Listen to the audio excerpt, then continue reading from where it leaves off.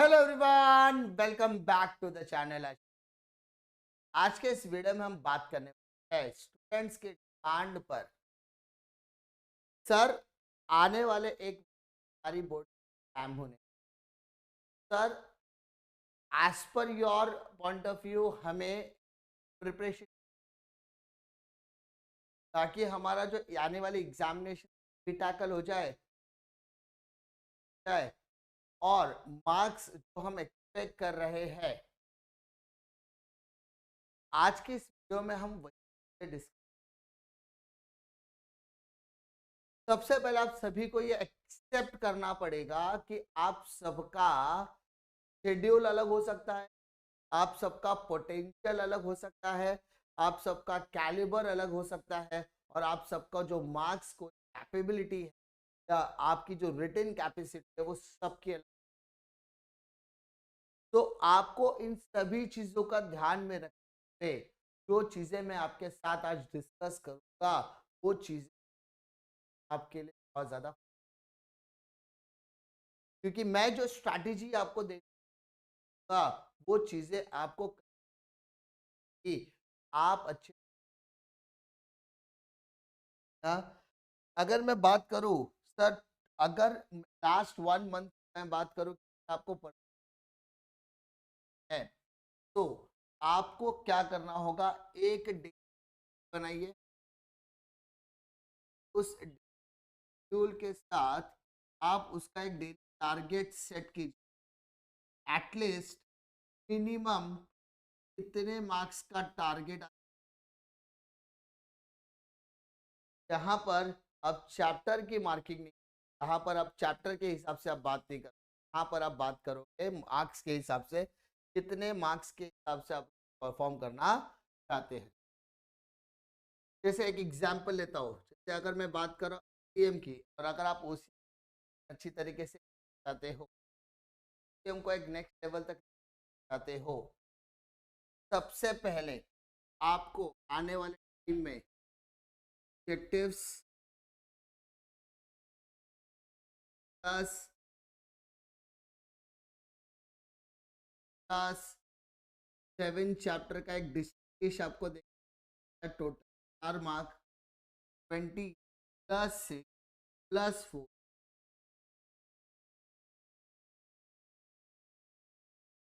Plus mark का आपका test होगा। ये हमें बहुत ही बात है, बशर्ते आपको अपने ऑब्जेक्टिव की प्रिपरेशन इसी तरीके से सेम सीक्वेंस में अगर आप प्रिपरेशन करते हैं, ऑब्जेक्टिव्स की तरफ 20 मार्क आप दोगे, केस स्टडी में आप पर लेकर जाओगे, उसके बाद आपको लेटर राइटिंग के चैप्टर्स को प्रैक्टिस करना है, जिसमें आपको 10 मार्क लेटर पर। के बाद अगर आप चैप्टर नंबर 2 प्रैक्टिस करते हो, कहता हूँ कि 14 मार्क तो आपको उस चैप्टर से मिलेगा ही मिलेगा, जिसमें एक short answer, distinguish long answer आपको फॉर्मेटिंग मिलेगा, प्लस मार्क का ए आपके। और मोटा मोटी अगर आप बात करो तो 20 प्लस 6 26, 26 प्लस 10 36 प्लस 50 और 20 70 मार्क आप ऐसे हो, मिनिमम एफर्ट में मिनिमम टाइम में मैक्सिमम मार्क्स आप अचीव कर सकते हैं। उसी के साथ साथ अगर आप इकोनॉमिक्स की बात करो, इकोनॉमिक्स में ऑब्जेक्टिव्स पे 20 मार्क्स की मेहनत करनी है, डायग्राम टेबल रिलेटेड पर आपको 8 मार्क की मेहनत करनी है, क्योंकि 4 4 मार्क का एक क्वेश्चन आ जाता है। ठीक है, उसके बाद एबीटी की करनी है आपको 20 मार्क की। उसके बाद आप जो भी करोगे वो आपका बेहतरीन हो जाएगा, चाहे वो आप डिस्ट्रीब्यूशन करो, ये चीजें तो आपको डैम श्योर करनी पड़ेगी। ये इसके अलावा आपके पास ऑप्शन ही नहीं होगा। 20 प्लस 8 28 प्लस 20 48 मोटी हिसाब करके आप इजी पास हो सकते हैं। अकाउंटेंसी की बात करो तो अकाउंट्स के अंदर आप 20 मार्क के ऑब्जेक्टिव्स अच्छे से कर लो, उसके बाद पीटी में अच्छे से मेहनत करके 20 मार्क्स एबीसी से अचीव करो। और जितने भी चैप्टर्स है, admission, retirement, death, dissolution, bill of exchange, NPO, final account, अगर सभी चैप्टर को अगर एग्रीगेट तरीके से हर चैप्टर के 4 मार्क का भी ऑन एन एवरेज अगर 4 मार्क्स, सिर्फ 4 मार्क पकड़ रहा हूं मैं, ऑन एन एवरेज सिर्फ 4 मार्क की भी पोस्ट 20 मार्क्स यानी पाया जाता है। जी हाँ, यानी अगर आप सिर्फ और सिर्फ अगर शेड्यूलिंग की बात कर रहे हो, पासिंग के पॉइंट ऑफ व्यू से बात कर रहे हो, तो अब आपको यहाँ पर चैप्टर वाइज रिवीजन करना ही करना है। लेकिन अगर जो बच्चे चैप्टर वाइज कर सकते, अब उन्हें क्वेश्चन वाइज रिवीजन पड़ेगा। नेट से अगर किसी ने टारगेट बनाया कि चलो आज मैं पढ़ने के लिए बैठूंगा, तो उसका मान लीजिए डे 1 होगा, डे 1 होना चाहिए आज ओ सी का मैंने का ऑब्जेक्ट, अगर मेरा का ऑब्जेक्टिव क्या, ये 20 मार्क मुझे में भी काम आएंगे और ऑब्जेक्टिव में क्वेश्चन पेपर में दैट इज बोर्ड्स में भी काम आएंगे। आज का डे 2 में उस के डे 3 में 20, डे 4 में के ऑब्जेक्टिव टारगेट तो 4 दिन। अच्छा, ये करने के साथ साथ सिर्फ ये नहीं करना है, सिर्फ चैप्टर करना नहीं है, इस डे 1 के अंदर कम से कम 5 प्लस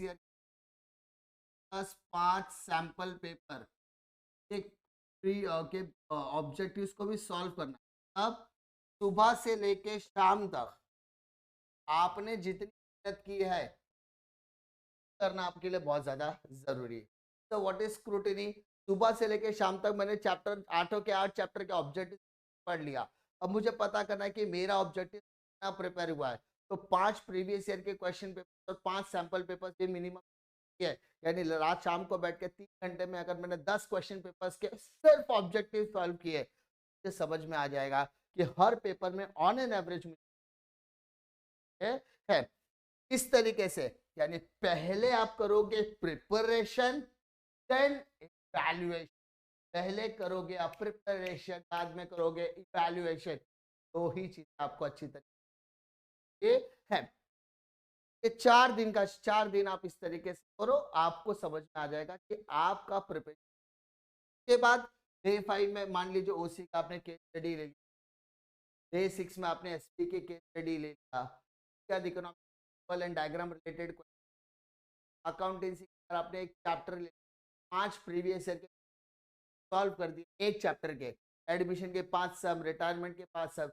इस तरीके से अगर आप डेली कुछ ना कुछ टारगेट लोगे तो मार्क्स ओरिएंटेड है। यानी अगर आज मैंने कोई टारगेट अचीव किया है, केस स्टडी पकड़ा है, तो केस स्टडी 6 मार्क, तो आज मेरा टारगेट होगा 6 मार्क मुझे करनी है थ्रू आउट द सब्जेक्ट। उस तरीके से अगर मैं इतनी भी करता हूँ तो आने वाले टाइम में बोर्ड एग्जाम्स में मुझे बहुत अच्छे मार्क्स मिलेंगे, क्योंकि last moment chapter wise revision कर क्या बात होता है, लेकिन जिसने चैप्टर वाइज स्टार्ट भी नहीं किया है, अब वो क्वेश्चन वाइज रिवीजन करेगा, सब्जेक्ट में कौन से ज्यादा मार्क्स मिलेंगे, जिस क्वेश्चन पे आपको ज्यादा मार्क्स गारंटी होती है, वहां से आपको स्टार्ट करना चाहिए।